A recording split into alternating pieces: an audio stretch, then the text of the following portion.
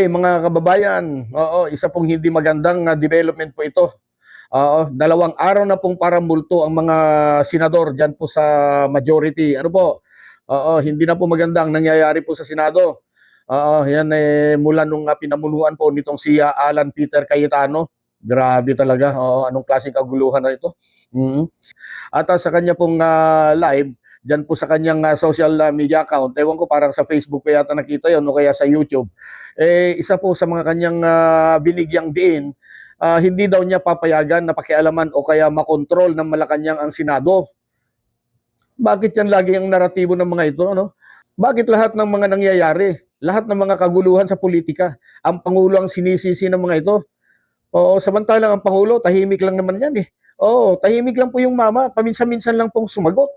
At pag sumagot naman yan ay depensa pa. Hindi naman po sumasagot yan o kaya nagsasalita para umatake eh. Hindi naman namumulitika ang Pangulo at lalong hindi naghahanap po ng away yan. Oo. So paano po yan? Ayaw na talaga mag-attend itong mga nasa majority. Oo, ayaw nyo na talaga mag-attend ng session dyan sa plenaryo? Oo. Ano ba? Takot ba kayo sa minority? Oo. Kayong mga taga-majority, takot ba kayong humarap ngayon dyan sa minority?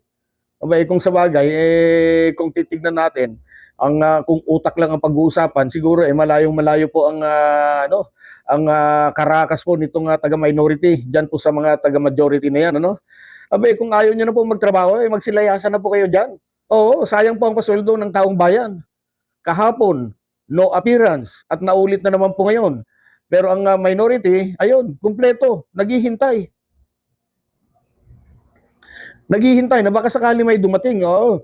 Oo, baka may dumating din. O kaya sabihin nating dumating si Alan Cayetano. Di ba? Pero ano nangyari? Wala eh. Bigo sila. Oo, nalungkot, nahiya. Nahiya po sila sa taong bayan. At ang nangyari, nagpa-press briefing na lamang po sila. Kailangan talaga yan para ilabas naman yung kanilang mga saloobin, lalong-lalo na po yung kanilang pagkadismaya. Ano? Pakinggan po natin itong kopya po ng press briefing po ng mga minorya diyan sa Senado. Ano po?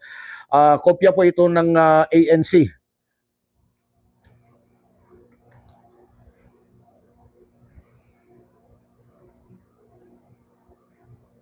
Ito po ito po. Pakinggan po natin. Ladies and gentlemen, what happened today was a clear abandonment of responsibility, a dereliction of duty, and a blatant disregard of the rules that govern this institution. Because the Senate cannot be made to stop working simply because its presiding officer refuses to lead. Under Rule 14, Section 41, the rules of the Senate President may postpone the holding of the session after consultation with the majority leader and the minority leader. That rule was violated. This is not merely a procedural lapse. It is a direct violation of the rules of the Senate and a serious disrespect for the institution and the Filipino people. Senate President Alan Peter Cayetano should resign as he has shown that he can function as the leader of the Senate anymore. Thank you. That is our joint statement of the SB 11, the minority.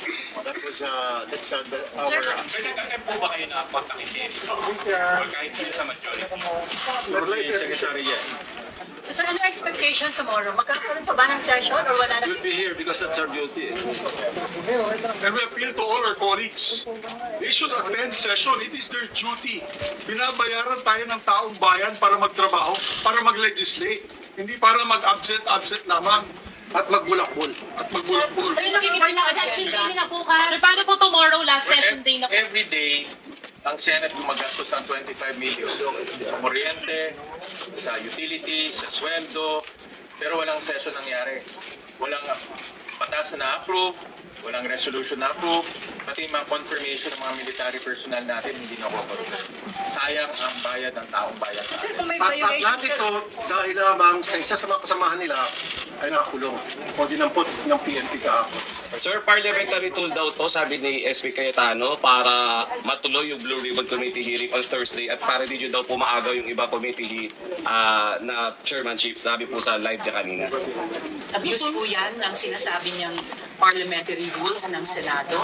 Hindi po namin hinahadlangan magpatuloy ang anumang pagdinig ng komite basta nasa tamang marami. Mabuti binawi nila yung subcommittee. And the numbers will always speak for themselves. Habang ganito ang bilang namin, kami ang minority. Dapat siya rin, si Senate President at ang majority, maging matapang harapin ang mandato o kakulangan ng mandato ng buong Senado dito sa floor. Ang masakit niyan, ibig na pumasok siya dito, itong si SP Alan. Eh sa Facebook siya, papasok. Dito dapat siya magsalita. Dito dapat siya mag-ibati kung anong gusto niyang gawin. Huwag naman sa social media. so kung may violation sa rules, ano yung pwedeng gawin doon sa pag hindi nila pagpasok nila ng ako? We will be tackling that hopefully by tomorrow. Dahil, again, the rule, and the rule says, and the Constitution says that we should meet at 3 p.m. Monday, Tuesday, Wednesdays. As a matter of fact, even Thursday should be a working day also in the procedure. And the mere fact na walang We'll consultation, cross sir. the bridge when we get there. We'll see. At hinihiling po namin sa mga kasama namin na nagmamahal pa po sa Senado at nais magtrabaho para sa taong bayan.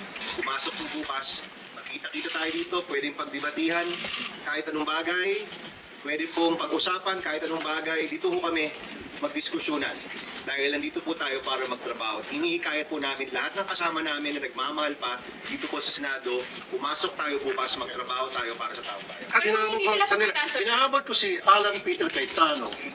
Kung matapang ka, pumunta ka dito bukas. Otherwise, duwag ka. Sir, if they will still not show up tomorrow, mag-adjourn without sending anything? Tingnan natin.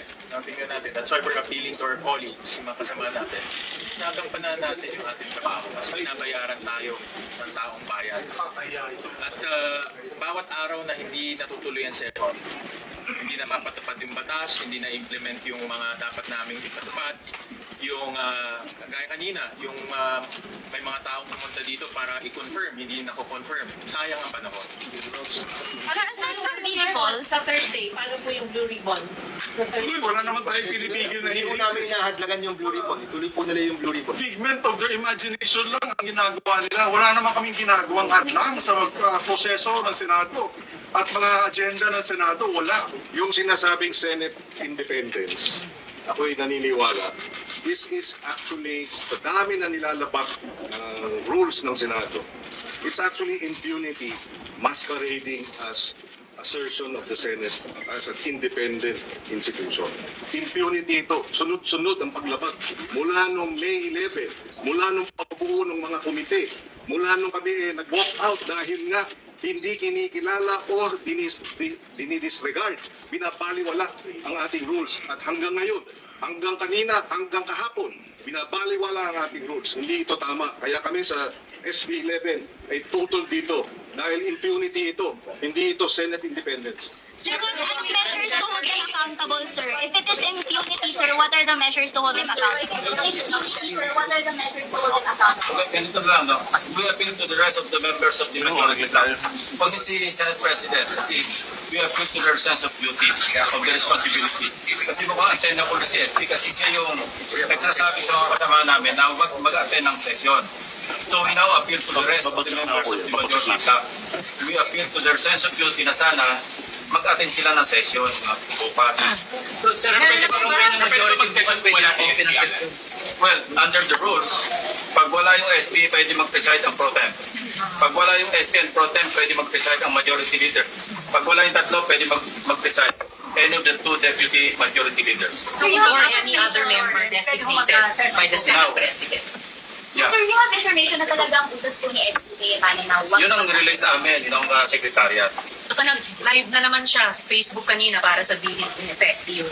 At maling-mali pa yung sinabi niya kahapon na let the Senate go quiet. Ang Senado ay dapat boses ng mamamayan. Bakit niya bubusalan? Kung bubusalan niya at hindi niya bibigyang daan yung boses ng Senado, alang-alang sa mamamayan, talagang hindi na siya karapat-dapat mamuno dito. Meron Kung na naging po ba kayo sa lang kayo, majority? Pinto, at what price? Ang pinoprotektahan lang yung Senate presidency, power, position. Kaya nag-appeal kami sa isa pang kasama namin sa majority block. Ano bang price para sa inyo? Sa tingin namin wala eh. Tingin namin nakikisama lang sila kay Senate President Cayetano. Ako naniniwala, hindi man lahat sa majority ay mga nagpapaboto. Meron pa rin sa kanilang mga bait. So I feel that those members of the majority na meron pang katinuan sa pag-iisip, pumasok na kayo. Meron na po. Sir, may pag-alok po ba kay Sen. Jingo Estrada na umanib kapalit pagbasura ng punong kaso sa kanya? Walang ganun. Yung pakikipag-usap sa isang kasama namin, let's say members of the majority, pinakausap ng minority o yung minority, pinakausap ng majority. Normal yun. Hindi any parliament, normal yun. Pero yung para sabihin na meron natin, Walang pananakot. hindi ka Walang namin pressure. pakukulong. We don't have that power. We have no power over the ombudsman. What happened is the rule of law. What can we do? Sir, are you also appealing to the majority na lumipat sa inyo? Yes. Sa minority? Why not? Sino-sino po kaya? Lahat sila. Meron na po ba sa kanila na Wala kasi ano, walang sila. Lahat, hindi kita namin, mahal kayo sa amin. Pero si Al Peter, skeptic ka lang dyan. meron na po ba sa majority na nagsabi na hindi nila gusto itong ginagawa na pag-boycott sa television? Meron, marami. Alam ko, marami po sa kanila. Marami nagte-text sa akin na gusto talaga nila magtrabaho, hindi nila maintindihan ba nagkaganito. For the first time in my 14 years in this institution nangyari ito, na hindi po tinawag ang session dahil ayaw ng presiding officer. Never has it happened in my time here in the Senate, and I'm sure the longest serving is Senator Kiko, Senator Tito Sen, ay hindi po nangyayari pa yan what nangyari dito sa atin. So talagang, this is unprecedented, and I think it is really a dereliction of duty and a abandonment of his post as the leader of this institution. Kaya hindi pa kami ng paumanhin dahil kanina, yung dalawang third reading sana, nandyan ulit. And I told them, I apologize to them, I apologize to the Filipino people on behalf of the Senate that this is going the way it is.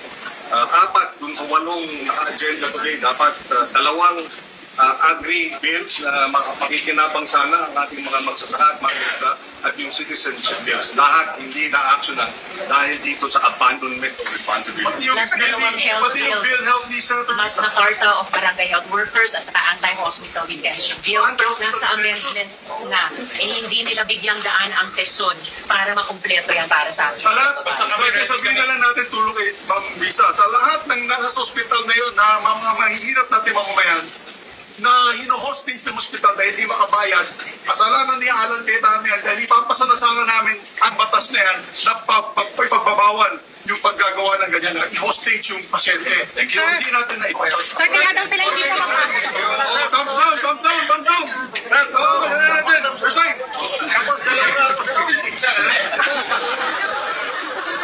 So, ayan po. Napakinggan po ninyo ang mga hinaing o kaya ikangay sama ng loob nitong mga senador natin sa minority, ano? So paano po 'yan na Senator Cayetano? Narinig ko hinamon ka na ni Senator Rapi Tulfo. Ano, kakasahan mo ba 'yan? Pumunta ka daw doon. Kung talaga matapang ka.